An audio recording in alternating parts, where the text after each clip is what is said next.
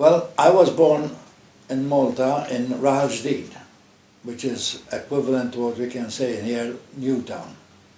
It's called Casa Paola actually in English in Malta. But I was only there for 2 years. Then we moved into Birzabuja, a seaside resort, and that was where, this was about 2 years old when I got there. But 4 years later, whatever, as you know, at that time the war broke out.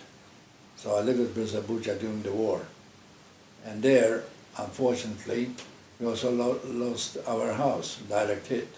It was the only time that we went to the shelter. In those days, a lot of people used to dig their own shelters at their home.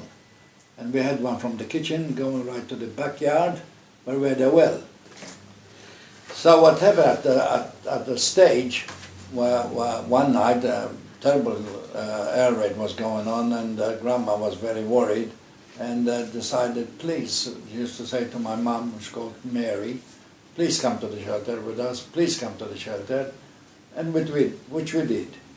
Unfortunately, someone came in and called off and said, Mary, where are you? I'm sorry, your house is destroyed. And that was, you know, back in the beginning of this war, more than that was the first house that we lost in Birzabuja. At that time, I was the only boy. Later, a brother of mine was born in Birzabuja, called Joe, which he lives also in Australia. The only one who lives in Australia with me. He was born, and later on, 2 more kids came in. Doris, which is the eldest of the sisters, and Norman, who now lives at St. Julian's, and Doris lives in England. They were born also from Birzabuja. My life, of course, spread, because when the war was over then, we moved ourselves from Rajdid to Malta, up to Birzabuja. From Birzabuja we went to St. Julian's.